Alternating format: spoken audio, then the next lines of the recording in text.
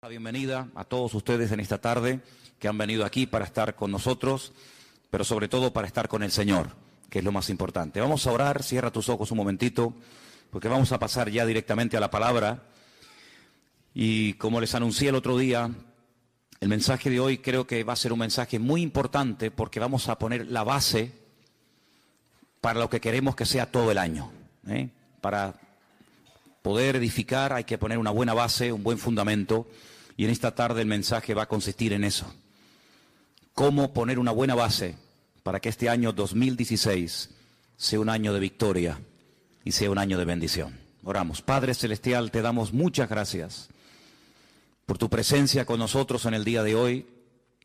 Gracias porque nos permites también a través de tu palabra conocerte y servirte. Y queremos en esta tarde que tú abras nuestro entendimiento, Señor. Que nos des sabiduría, que abras nuestro corazón, nuestra mente, todo nuestro ser, Señor, para que tu palabra ministre, para que tu palabra hable a nuestras vidas y podamos salir de aquí diciendo, hoy el Señor habló a mi vida, hoy el Señor habló a mi corazón.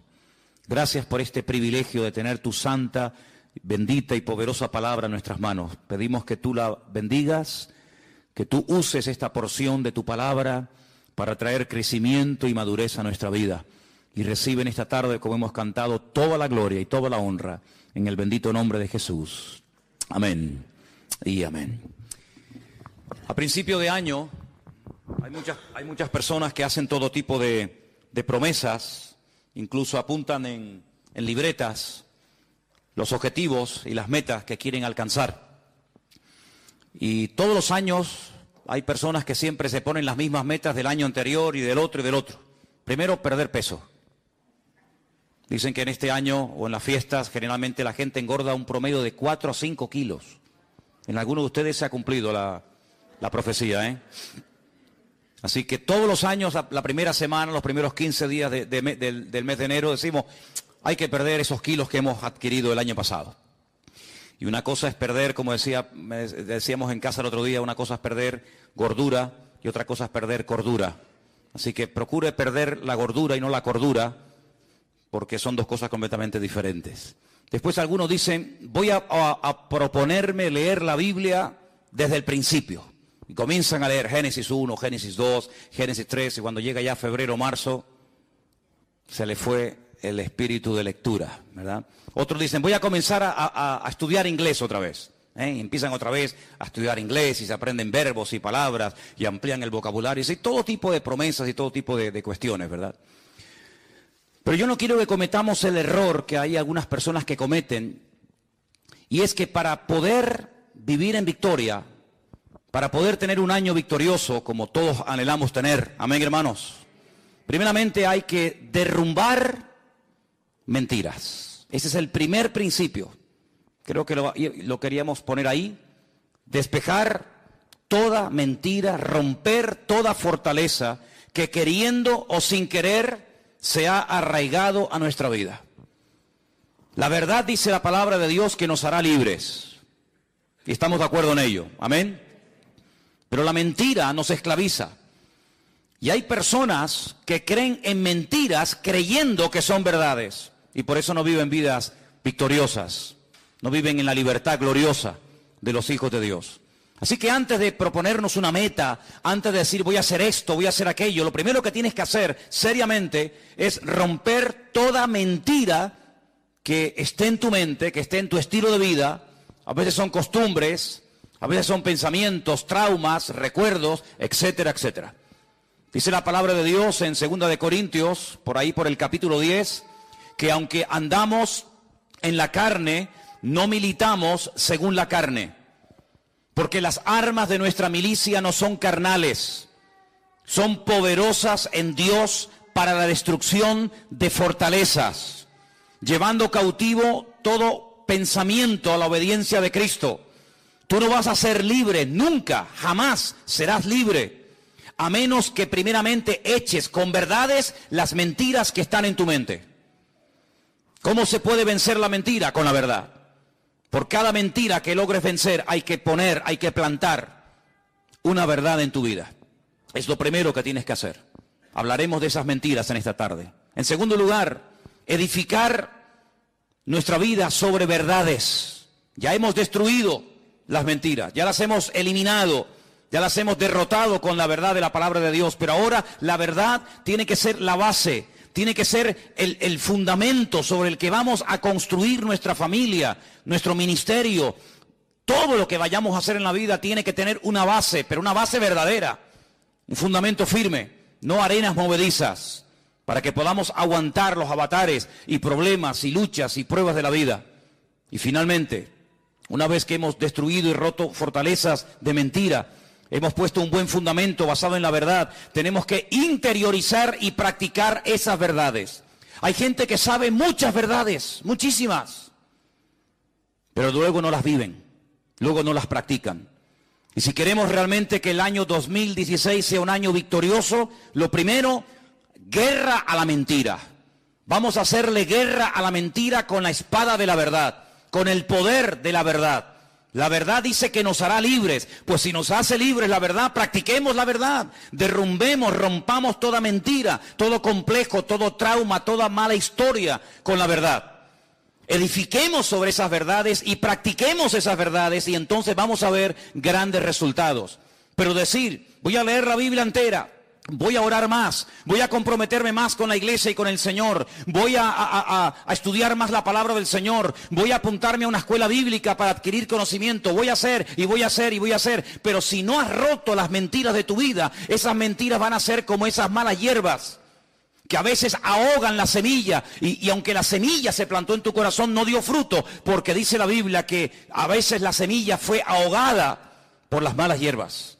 Y queremos arrancar las malas hierbas de cuajo. ¿Cuántos dicen amén? Una vez que hayamos hecho estas tres cosas, que parece muy fácil decirlo, así muy fácil se ha dicho, pero a veces lleva toda una vida realmente el poner en práctica estos tres principios. Ahora vamos a poder enfrentarnos a cualquier mentira.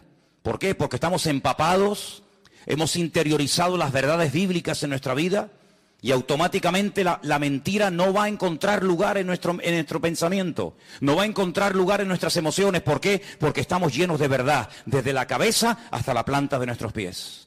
La mentira no se va a poder colar en nuestros pensamientos, en nuestra forma de hablar, en nuestra forma de comportarnos. ¿Por qué? Porque estamos llenos de verdad y la verdad nos protege. La verdad es como una muralla que el Señor construye a nuestro alrededor e impide que las mentiras penetren en nuestra vida. Y nos va a resultar mucho más fácil discernir las mentiras llenos de verdades, interiorizando y practicando verdades, que si viviéramos sin practicar la verdad. La verdad no tiene que ser algo teórico, tiene que ser algo práctico todos los días de nuestra vida. ¿Cuántos dicen amén? Hay 5 grandes mentiras que, aunque parezca mentira, valga la redundancia, muchos creyentes han creído en ellas y las practican. Y cuando hablan con otros hermanos, cuando hablan con otras personas, comparten y están todos llenos de razones y cargados de buenas razones. Y están compartiendo mentiras y viven mentiras y planean su presente y condicionan su futuro en base a estas 5 mentiras de las cuales quiero hablar en esta tarde. Vamos, lo más seguro es que ninguno de nosotros nos encontremos identificados con las 5 grandes mentiras, pero seguro que más de uno de ustedes, con estas 5 mentiras que voy a compartir, con alguna te vas a ver tremendamente reflejado. ¿Estás dispuesto a exponerte a que esta tarde el Señor meta el dedo en la llaga y te diga, estás creyendo una mentira y por eso así te va y por eso no ves más la gloria del Señor en tu vida? ¿Estás dispuesto? La verdad nos compromete. La verdad es como un espejo que ponen delante de nosotros. Y cuando nos ponemos delante de un espejo, si te ves mal, no le eches la culpa al espejo. Si te ves gordo, si te ves feo, si te ves como te veas, no te enfades con el espejo. El espejo proyecta, el espejo refleja lo que ponen delante. Y por eso quiero hablar en esta tarde acerca de estas 5 mentiras. La primera mentira es, no me caso, no nos podemos casar todavía porque no tenemos dinero. Ustedes dirán, qué tontería. ¿Seguro? ¿Saben la cantidad de parejas? ¿Saben la cantidad de creyentes, jóvenes, que les gustaría formar una familia, que les gustaría casarse, que le gustaría vivir con él o con ella toda su vida, pero dicen, no nos podemos casar porque no tenemos dinero. ¿Y no será que no tienes dinero porque no te has casado?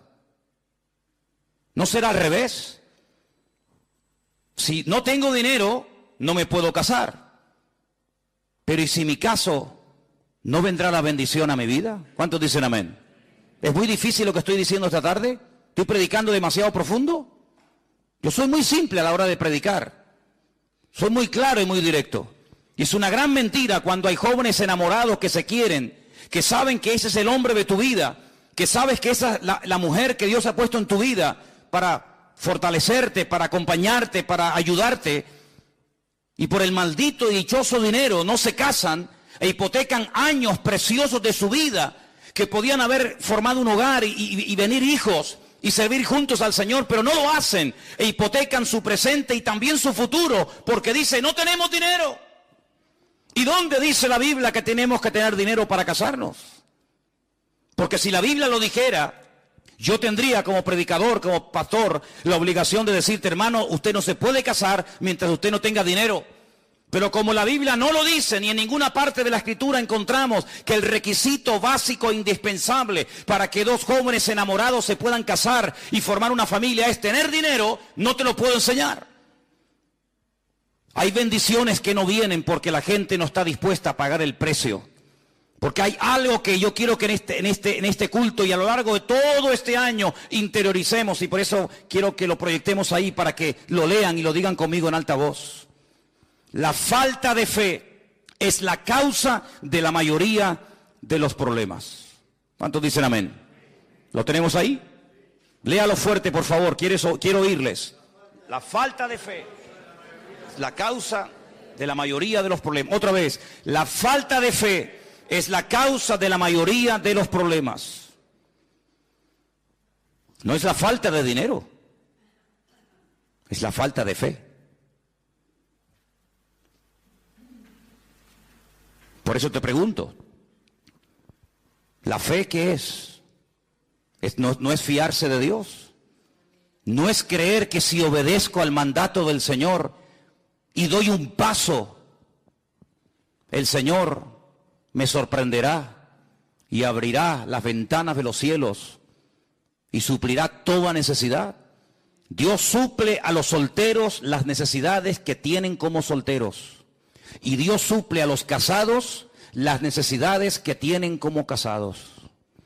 Dios suple las necesidades de los matrimonios y sin hijos porque no tienen la necesidad de alimentar o de cuidar o de educar a hijos.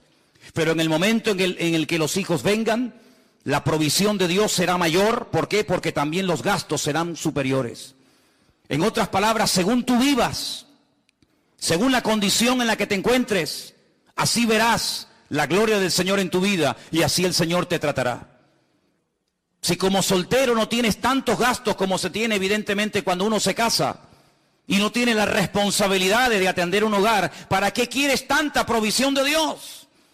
La provisión de Dios es proporcional a la necesidad que tienes en el momento en el que vives. Si no hay necesidad de criar hijos, Dios no te va a dar medios para criar hijos. ¿Por qué? Porque no los tienes. Pero en el momento en que los tengas, en el momento en el que necesites comprarle libros, ropa, zapatos, etcétera, etcétera, el Señor te dará todo eso por añadidura, porque el Señor nunca le deberá nada a nadie. ¿Cuántos dicen amén? Así que si hay alguien aquí en la iglesia o alguien que nos escucha por internet y está frenando la bendición en su vida, porque hermanos, hay personas que frenan, que detienen la bendición de Dios, está sobre sus cabezas, pero no se mueven, no se fían de Dios, quieren moverse en su seguridad. Y si yo les contara la falsa seguridad que produce el dinero, se quedarían con la boca abierta de ver gente que hoy tenían su futuro arreglado, lo tenían todo dispuesto y preparado para pasar una buena vejez, y así, en un minuto, se les fue todo. ¿Cuántas personas ahorraron? ¿Cuántas personas metieron en bancos, en fondos de pensiones, sus ahorros, pocos o muchos? Y por las razones que no vamos a entrar ahora a cuestionar, lo perdieron absolutamente todo. Ahora podemos entender por qué la Biblia nos enseña, bienaventurado el varón que confía en el Señor su Dios y no en el hombre. ¿Cuántos dicen amén? Si estás enamorado y el Señor te ha mostrado que ese es el hombre de tu vida, que esa es la mujer que Dios ha puesto en tu camino, da el paso de fe. Obedece al Señor. No te expongas a la tentación. No entres en un terreno peligroso por miedo a que Dios te va a fallar. ¿Y de qué voy a vivir? ¿Y qué voy a comer? ¿Y qué voy a vestir? ¿No le suenan estas palabras? ¿No le suenan estas palabras? Me llama la atención que hace 2000 años atrás, nuestro amado y querido Señor Jesucristo dijo: los gentiles, la gente que no me tienen a mí, la gente que no me conoce a mí, la gente que no cree en mis promesas, están todo el día dándole vueltas a la cabeza qué voy a comer, y qué voy a ponerme de ropa, y dónde voy a ir, y cómo voy a pagar esto. Así hablan los gentiles. Escucha un par de minutos a un inconverso, y al momento te darás cuenta, este no tiene el Dios que yo tengo. Hace unos días una persona de este barrio me dice: para mí el 2016 va a ser exactamente igual que el 2015. Simplemente que en vez de poner en un papel 15, cambiaré un numerito y pondré 16. Qué triste llegar a una cierta edad en la vida y ver una persona que para él es lo mismo el 13, el 14, el 15, el 16, el 20 o el 40. ¿Por qué? Porque no tiene un Dios grande. No conoce a un Dios poderoso como el que tú y yo tenemos. ¿Cuántos dicen amén? Yo no me quiero poner como ejemplo de nada. Pero si algún día quieren saber en qué condiciones, cómo nos casamos Elena y yo, la verdad es que a veces me río cuando veo gente que dice: es que no me caso porque no tenemos dinero. Les digo sinceramente que cuando tú te fíes del Señor y te dejes de planificar tu vida y de organizar hasta el último momento de tu vida. Saben, hermanos, una de las cosas que el Señor nos enseñó el año pasado, y prácticamente está ahí a la vuelta de la esquina, como quien dice, es a no depender de nosotros mismos, a no confiar en nosotros mismos, sino a confiar 100% en el Señor. ¿Cuántos dicen amén? Y en estos tiempos de crisis, muchos hermanos vieron más la gloria y la provisión de Dios que cuando tenían abundancia y les sobraba de todo. Porque como dije recientemente en uno de los cultos más atrás, en la Biblia se nos enseña a vivir el día a día y no el mes a mes. Dice la Biblia: el pan nuestro de cada día, dánoslo hoy. Si el Señor te ha respondido y te ha mostrado y hay confirmación y hay paz en tu corazón de que ese es el chico, la chica, el hombre, la mujer de Dios para tu vida, adelante, adelante. Y el Señor, la bendición que está sobre tu cabeza, te la derramará y te quedarás sorprendido. Y después vas a decir: ¿por qué no me casé antes? ¿Cuántos dicen amén? La segunda gran mentira que muchos creen, y no te puedes imaginar cuántos creyentes creen en esta gran mentira, es que yo sé que Él es el hombre de mi vida, yo sé que ella es la mujer de Dios para mi vida, pero no nos podemos casar, porque si nos casamos, me quitan la paga. Porque ustedes saben que en este país, no sé los viudos, pero a las viudas reciben una paga de 150.000 euros mensuales. ¿Sabían eso, no? ¿No? En España a las viudas les dan 150.000 euros mensuales. Ay, perdón, 400. Exagerado soy. ¿Qué estaría yo pensando? 400 euros le dan, nada más o menos. 500. Pero hermanos, 500 euros es un billete, ¿sí o no? ¿Los han visto alguna vez? Dice, no. Bueno, existen, hermano, existen. Son rosaditos, pero hay poco. No están mucho en las iglesias. Suelen estar por Suiza, paraísos fiscales, de banco en banco, de casino en casino. No les gustan mucho los cultos, no frecuentan mucho los cultos. Las moneditas sí. Hola, ¿qué tal? No, vengo del culto. Esta mañana estuve en la iglesia bautista. ¿Dónde vas? Estar a la iglesia de Manolo. Eso sí, eso se van. Son muy espirituales las monedas. Los de 500 son carnales. No les gusta pisar una iglesia. No les gusta nada el Señor. No sé por qué será. Pero existen. Hermanos, ¿sabe qué? A veces somos muy propensos a cuestionar y a criticar a ciertos y determinados personajes de la Biblia por lo que hicieron o por lo que dijeron. Decimos, pero Pedro, ¿cómo pudiste negar del Señor? Dudar del Señor y ahogarte cuando estabas caminando por encima de las aguas y viste al Señor a tu lado? ¿Cómo pudiste dudar? Hermano, ¿y nosotros? ¿Y nosotros? ¿Y cómo pudo Moisés bajar de la montaña después de haber estado 40 días de ayuno y oración y tirar por el suelo la obra de Dios, las tablas de los 10 mandamientos en un momento de enfado? ¿Cómo pudo hacer aquello? Ay, hermano, ¿y usted y yo? No hemos perdido nunca los nervios ni nos hemos enfadado, todos los hemos hecho perfectos. ¿Y cómo pudo fulanito? ¿Y cómo pudo David? ¿Y cómo pudo menganito hacer tal y aquello? Ay, hermano. ¿Y cómo es posible que un cristiano que lleve toda la vida en la iglesia sea capaz de vivir años y años en adulterio, acostándose cada semana y cada día con su marido, con su esposa, y no queriendo poner su vida en orden por una paga de 400 euros? ¿Así valoras a Dios? ¿Eso es lo que vale tu testimonio? ¿Eso es lo que vale la santidad? ¿400 euros? ¿500? ¿600? ¿1000? ¿1 millón? ¿Eso es lo que vale tu santidad? Qué bonito es venir a la iglesia y hacer lo que me da la gana, ¿verdad? Qué bonito es decir, no, yo organizo mi vida, mi tiempo, mis pagas, mi tiempo libre, mi mujer, mi marido, mi esto y aquello, pero después voy al culto y el Dios me tiene que hablar, me tiene que bendecir, me tiene que ayudar, me tiene que dar trabajo, tiene que proveerme esto y aquello. Pero hermano, las condiciones no las pone usted, las condiciones las pone el Señor. ¿Cuántos dicen amén? Y sin santidad, mi Biblia dice, y la suya también, sin santidad nadie verá al Señor. Pues lamentablemente tengo que decir que he conocido y conozco creyentes que no se casan ni ponen su vida en orden porque el Estado les quita la paga. Y hermanos queridos, ¿y no creen ustedes que a lo mejor si se pusieran en orden delante del Señor, el Señor le daría mucho más que esa paga del hombre? Y verían cómo el Señor es fiel y cómo el Señor bendice a la persona obediente y que se fía de Dios. ¿Cuántos lo creen conmigo? Gloria a Dios. Otra gran mentira, no nos casamos porque no tenemos dinero, no nos casamos porque nos quitan la paga. ¿Quiere más? No tenemos hijos, no podemos de momento tener hijos, porque la vida está muy difícil.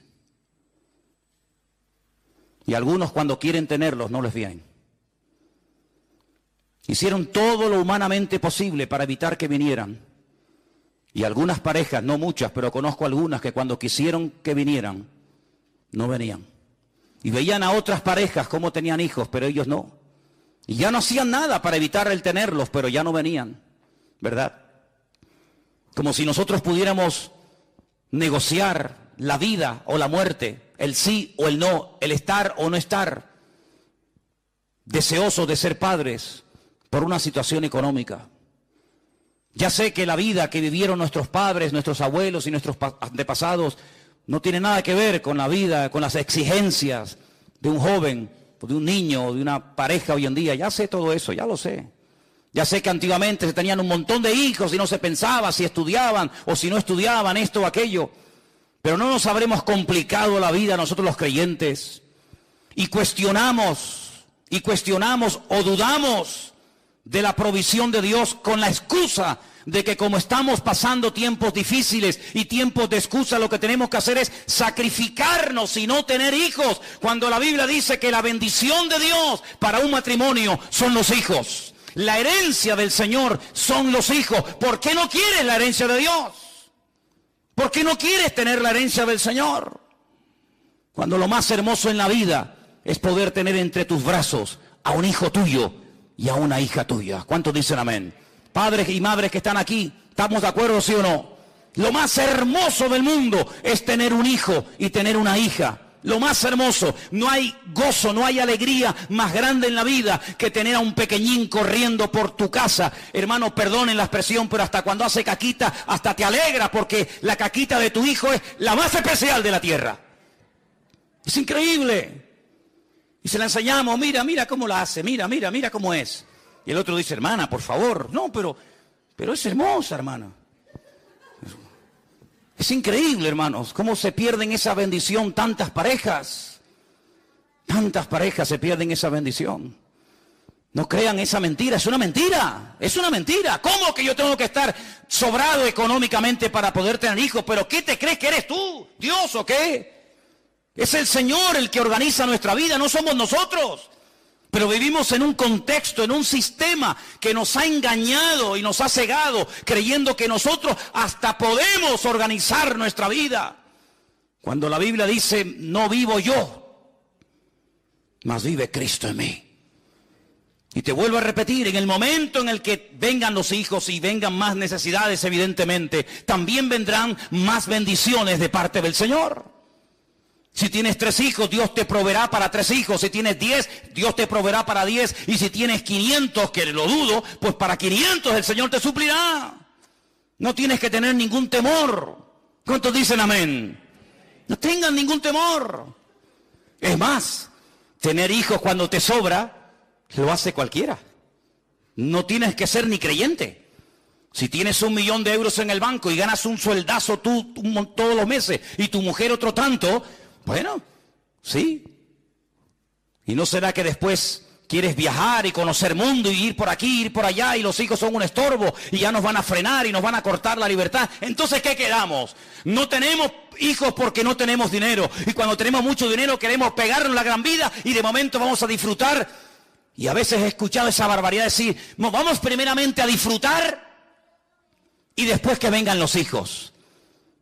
Y los hijos escuchando. Es como cuando una madre me dice, nosotros no queríamos que vinieran más hijos, pero bueno, vino esta. Y recuerdo una vez que una niña se quedó mirando a su mamá y le dijo, esto es verdad, ¿eh? Mamá, ¿tú no querías que yo viniera? No, calla, hija, que tú no son conversaciones de adultos. Sí, entienden. Claro que, ¿cómo no van a entender? ¿Son tontos o qué? Entienden más que lo que tú te crees. Amados, no creamos las mentiras del mundo. Si quieres ver más las bendiciones de Dios en tu vida, arriésgate. Porque el Señor no le debe nada a nadie. Y la causa de todos los males, y la causa por la cual muchos no prosperan, y la causa por la cual muchos nunca les llega, aunque ganen millones, es porque la falta de fe es el padre de todos los problemas que vienen a nuestra vida. Cuarta mentira. No puedo dar ofrendas, ni diezmos, ni colaborar con la obra, aunque me gustaría mucho hacerlo, porque no gano lo suficiente. Y algunos se lo creen.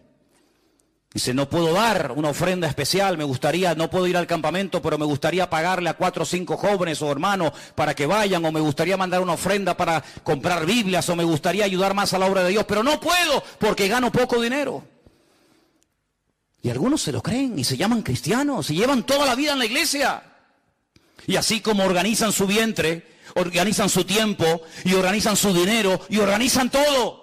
Y son como mini dioses, dioses en miniatura. Organizo mi tiempo, organizo mi vida, organizo mi vientre, organizo todo lo que hago y todo lo que digo. Dice la palabra de Dios, y quiero llevarles a un pasaje que gracias al Señor están todas las Biblias nuestras en esta tarde, y está en el último libro del Antiguo Testamento, en el libro del famoso profeta Malaquías. En el libro del profeta Malaquías, en el capítulo 3, dice en el verso 6, Malaquías 3:6. ¿Lo tienen, hermanos? Lo vamos a poner ahí en la pantalla para que lo podáis leer si queréis. Porque yo, el Señor, no cambio. Nosotros sí. Hace unos días estábamos buscando fotografías y nos quedamos sorprendidos cómo hemos cambiado todos, ¿eh? Cómo hemos cambiado. Algún día pondremos esas fotografías en la iglesia para que se den cuenta de lo que estoy diciendo. Pero dice la Biblia, yo no cambio, dice el Señor. Por esto, hijos de Jacob, no habéis sido consumidos. Desde los días de vuestros padres os habéis apartado de mis leyes y no las guardasteis. Volveos a mí y yo me volveré a vosotros. ¿Cómo habla el Señor? ¿Con qué compasión? ¿Con qué amor? Así dice el Señor de los ejércitos. Mas dijisteis, ¿en qué hemos de volvernos? Estaban tan ciegos que el Señor les decía, vuélvanse, vengan a mí otra vez. Y ellos decían, pero ¿en qué tenemos que volvernos? ¡Qué ceguera espiritual, Dios mío! Versículo 8. ¿robará el hombre a Dios? Qué pregunta tan extraña, ¿no? ¿Robará el hombre a Dios? Vosotros me habéis robado. Y dijisteis, ¿en qué te hemos robado? Y el Señor les responde a través del profeta Malaquías, en vuestros diezmos y ofrendas. Así se le roba a Dios. No es que voy a coger una ametralladora y me voy a ir a la puerta de la Nueva Jerusalén y voy a pegarle un portazo a la puerta y voy a llevarme el trono de Dios, o voy a llevarme a un ángel así agarrado por la sala, o voy a llevarme yo que sé. No, no es eso. Es más sencillo que eso. No hay que ser tan espiritualoide, sino el Señor dice, ustedes, toda la nación, a mí me han robado. Y la nación dice, pero robar a Dios, pero ¿cómo se le puede robar a Dios? Dice, pues ustedes me habéis robado cuando no me habéis traído ni vuestros diezmos ni ofrendas. Y dice versículo 9, malditos sois con maldición, vosotros, la nación toda, me habéis robado. Madre mía, esto es impresionante, esto es tremendo. Traed los diezmos al alfolí, todos los diezmos al alfolí. Y hay alimento en mi casa, y probadme ahora en esto, dice el Señor de los ejércitos. Si no, abriré las ventanas de los cielos, derramaré sobre vosotros bendición hasta que sobreabunde. ¿Quién dice esto? El Señor lo está diciendo a través de su bendita palabra. Y dice algo más en el verso 11, que a veces parece como que no es importante, pero es muy importante. Dice, reprenderé, aparte de lo que ya ha dicho en el versículo 10, añade, reprenderé también por vosotros al devorador. Mi pregunta es, ¿quién es este devorador? ¿Quién es este? ¿Quién es el devorador? Satanás, el diablo, el que devora, el que viene a matar, a hurtar, a destruir. Llámalo calumniador, Satanás, padre de mentira, devorador. Tiene más de 27 títulos o nombres en la Biblia, para que sepamos cómo se mueve, cómo actúa, cuál es su naturaleza. Uno de ellos, el devorador, el que lo traga, el que lo consume todo. Lo reprenderé. Y no os destruirá el fruto de la tierra, ni vuestra vid en el campo será estéril, dice el Señor de los ejércitos. Amigo, yo creo que Él tiene la suficiente credibilidad como para creer en Él y no dudar de Él, ¿sí o no?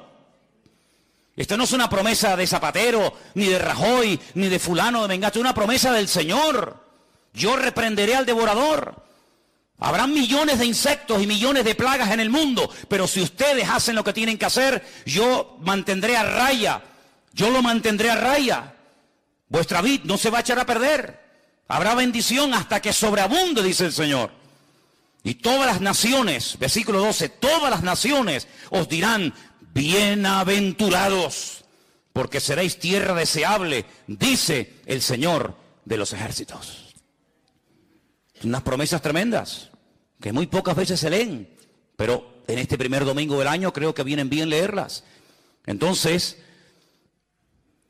haga lo que tiene que hacer, cumpla delante de su Dios con lo que tenga que cumplir y deje los resultados en las manos del Señor. Yo no soy como esos predicadores que abundan por ahí, cada vez hay más, lamentablemente, que todo lo arreglan con diezmos y ofrendas. Usted está enfermo, ofrende y diezme.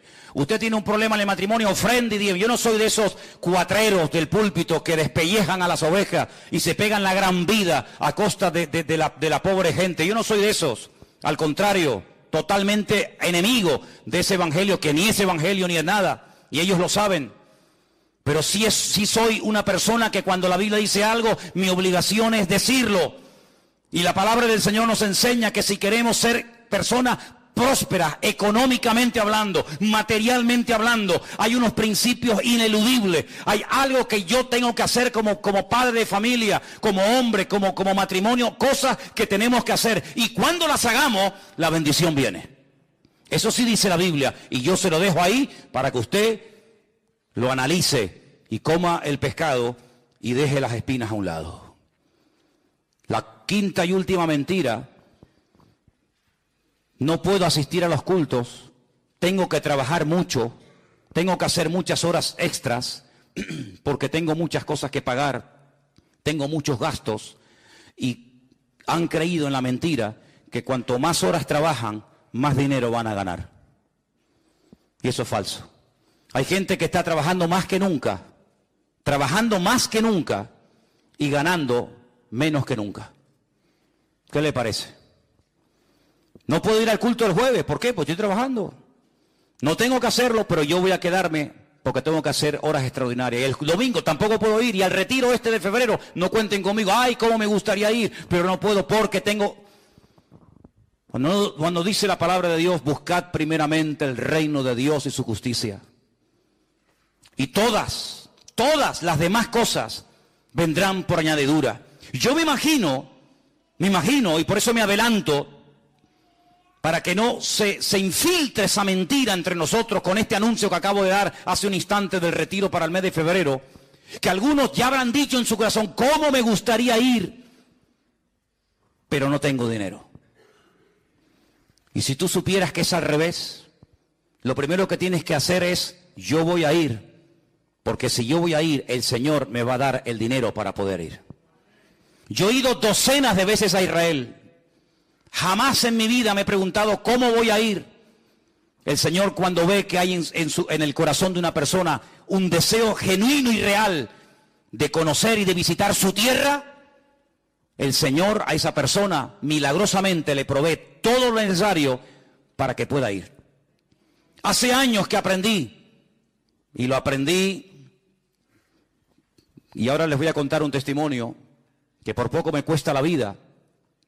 Aprendí que mi agenda y aprendí que mis necesidades, quien las suple es el Señor.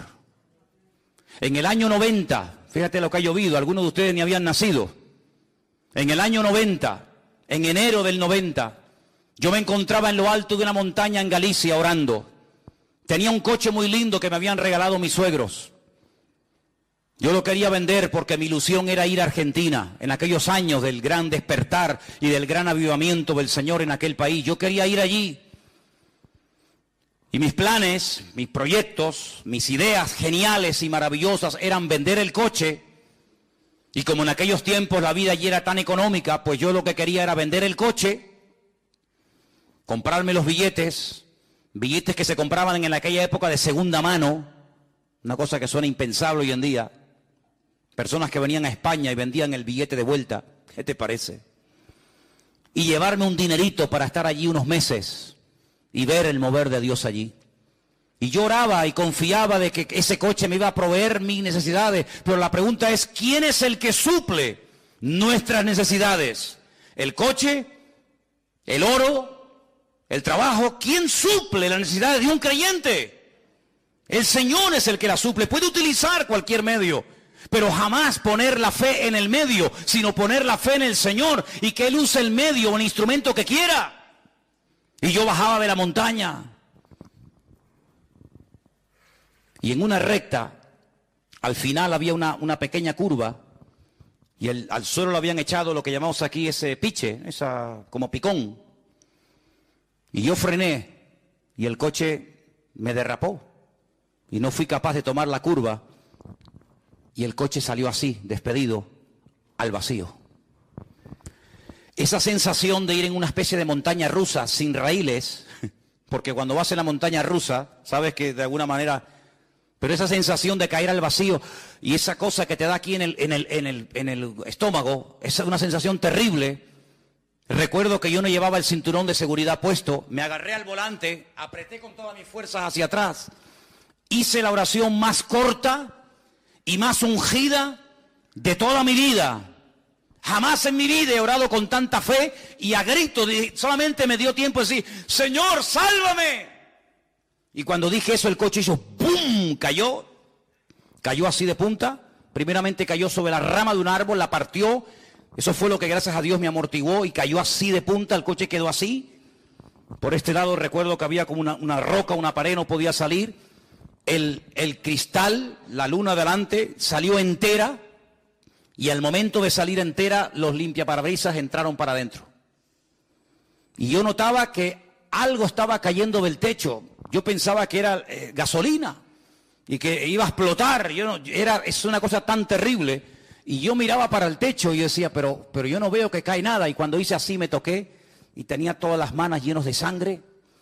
Pero mi preocupación no era ni la sangre, mi preocupación era mi coche que se ha roto. ¿Cómo me voy a Argentina ahora?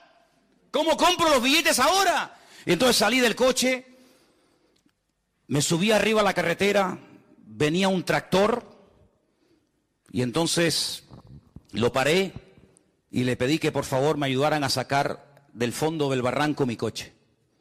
Y el hombre me dice, pero ¿dónde está tu coche? Digo, está allá abajo. Cuando el hombre se asomó, dice, ¿pero tú has salido de ahí? Digo, sí, de ahí salí. Bajó con el tractor, me sacó el coche era un acordeón, hermanos. Un acordeón. Solamente quedó una rueda, las demás las reventó todas. La palanca de cambio desapareció. El coche era, el pobrecito, un acordeón. Me fui a una casa por ahí por el campo, le pedí a una señora que me dejara entrar en casa para lavarme, para que cuando llegara a casa saliera no me viera todo lleno de sangre, todo sucio. Y entonces me dejó pasar al baño, la mujer, sí, pasa. Y estando allí, lavándome la cara, se me fue el conocimiento, volví otra vez y perdí el coche. Yo entré en una crisis de fe, una crisis de no sé de qué. Y ahora cómo me voy, Señor, y ahora cómo ya me había despedido de la iglesia, ya habíamos entregado a la iglesia a otro pastor, que después la pastoreó 10 años más después de nosotros. Hermanos, comenzamos a visitar iglesias para despedirnos, y cada vez que íbamos a una iglesia nos daban ofrendas. Y cuando llegábamos a casa, comenzábamos a ver las ofrendas que los hermanos nos daban. Y fue algo tan impresionante, hermanos. Pudimos ir a Argentina, pudimos estar un tiempo allí. El Señor, el tiempo que estuvimos allí, viviendo totalmente por fe, nos permitió recorrer el país de punta a punta. El Señor suplió todas nuestras necesidades de una forma milagrosa. Fuimos con billete de ida y no con billete de vuelta. Pero cuando teníamos que volver, una iglesia puso unas cajas de cartón así, la iglesia Santuario de Fe en la ciudad de Rosario, en Argentina, Pastor Norberto Carlini, y puso unas cajas y dijo, hermanos, Manolo y Elena han sido una bendición para nosotros este tiempo que han estado aquí, vamos a bendecirlo. Ellos han sentido volver a su tierra y la gente comenzaba a pasar y llenaban cajas de billetes y pudimos comprar los billetes de vuelta. Y por si esto fuera poco, años más tarde, mi hija se enamora de un argentino. Y esa fue la guinda que coronó el pastel, ¿no? De la misma ciudad donde vivimos nosotros. Amados, si no estamos dispuestos a pagar un precio, seremos toda la vida cristianos mediocres. Iglesias de barrio, pobrecitas, que no tienen una visión mucho más allá que simplemente pagar la luz y el agua y sobrevivir mensualmente. Hermanos, tenemos que ampliar nuestra visión. Tenemos que creer que nuestro Dios es un Dios grande, que no lo limita nada ni nadie, pero sí nosotros podemos llegar a limitar a nuestro Dios con nuestra forma de hablar, creyendo en estas 5 mentiras, que simplemente he mencionado 5, podría mencionar otras más. Pero tenemos en este año que activar nuestra fe de tal manera que podamos ir mucho más allá de lo que, gloria al Señor, hasta el día de hoy hemos podido llegar, porque nuestro Dios es el Dios todopoderoso. ¿Cuántos dicen amén? Y por eso he reservado para el final 2 versículos que los leí en estos días y son realmente impresionantes. Quiero llevarles un momentito al libro de Deuteronomio, el capítulo 7 y el capítulo 8. Y voy a leer 2 versículos y explicarles brevemente algo para que os deis cuenta, como un agregado más, que no solamente hay que romper mentiras y edificar sobre la verdad y poner en práctica las verdades aprendidas semana tras semana, mes tras mes, sino que hay algo que he querido dejarlo para el final como una especie de postre que nos ayude a ver durante este año la bendición de Dios en nuestra vida. Deuteronomio capítulo 7 se leyó desde el 12 en adelante, pero el versículo 12, Deuteronomio 12, yo lo voy a leer en otra versión. Creo que nos va a ayudar a comprenderlo un poquito mejor. Dice el versículo 12, según esta versión que yo les voy a leer ahora. Y como consecuencia de haber escuchado estos mandamientos y de haberlos guardado, y de haberlos llevado a cabo, el Eterno tu Dios guardará para ti el pacto y la bondad que Él juró a tus antepasados. Fíjate, como consecuencia de, no como algo automático, no como algo que se produce instantáneamente, sin ningún tipo de esfuerzo por mi parte, sino como consecuencia de haber puesto en práctica los mandamientos del Señor, como consecuencia de haber interiorizado y de haber vivido y de estar viviendo en la verdad. La consecuencia directa de eso es que el Señor cumplirá con su pacto que ya había dado a nuestros padres en el pasado. Miren, hermanos, hay algo muy interesante que los judíos han hecho durante mucho tiempo, y a ellos les ayuda todos los años a tener un ciclo de lecturas, empezando por el libro del Génesis y terminando por el libro de Deuteronomio, independientemente de otros libros, independientemente de otras lecturas. Ellos han dividido en más de 52 porciones estos 5 primeros libros de la Biblia, que nosotros llamamos el Pentateuco, y ellos lo llaman el Humash, la Torá. Ellos leen a lo largo de un ciclo que dura un año, de octubre a octubre, estos primeros 5 libros de la Biblia, y a cada una de estas porciones le han puesto un nombre. Y así, simplemente mencionando el nombre, ya saben de qué libro y de qué porción estamos hablando. Hay una porción que empieza en Deuteronomio 7:12, el versículo que yo les acabo de leer. Y el nombre que le han puesto a esa porción, que va hasta otros capítulos, se llama Ekev. Ekev. Y la palabra Ekev significa talón, el calcañar. Y uno dice, ¿y qué tiene que ver la palabra Ekev con esta porción de la Biblia? Claro, usted lee el versículo 12 y la palabra talón no la ve por ninguna parte, ¿verdad? Usted ve la palabra talón en el versículo 12 por ninguna parte, pero en hebreo está. En hebreo está. Y es interesante notar, cuando uno lee el libro de Josué, que cuando ellos van a entrar a tomar posesión de la tierra, por fin, después de 40 años de dar vueltas y vueltas y más vueltas en el desierto, hay algo que tienen que hacer los sacerdotes. Ustedes lo pueden leer en Josué capítulo 3, del 13 al 17, cuando lleguen en casa, lo leen tranquilamente. Josué 3, del 13 al 17. El Señor le dice a Josué, dile a los sacerdotes que portaban el arca, que cuando ellos entren y mojen sus calcañares, sus tobillos, cuando las plantas de sus pies entren a las aguas del río Jordán y se queden firmes, quietos, sin moverse en medio del río Jordán, las aguas que vienen del norte de Israel se detendrán.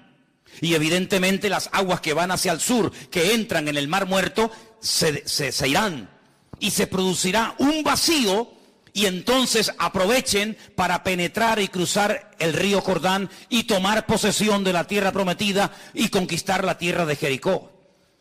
Fíjate qué interesante, no dice cuando se mojen la cabeza o metan la mano, sino cuando se mojen las plantas de los pies de los sacerdotes. Tenemos una expresión que muchas veces decimos, hay que mojarse, amigo, mójate, mójate, cuando le hacen una pregunta en la televisión a una persona, a ver, ¿quién va a ganar, fulano o mengano? Y dice, bueno, no, mójense, mójense. Habéis visto esa expresión, ¿verdad? ¿La habéis escuchado? Probablemente venga de ahí. En otras palabras, hay 2 millones de personas esperando a ver qué van a hacer ustedes. En otras palabras, la tierra va a ser conquistada.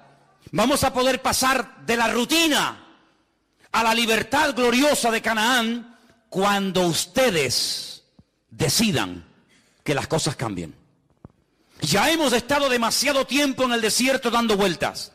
Si los sacerdotes dicen, está bien, sabemos cuál es nuestra obligación, sabemos lo que tenemos que hacer, pero mañana, otro día, el pueblo iba a estar detenido, miles y miles de personas, familias, jóvenes, ancianos, iban a estar detenidas porque unos señores no terminaban de interiorizar una verdad que ya conocían. ¿Cuál era? Mojarse la planta de vuestros equef, de vuestros talones.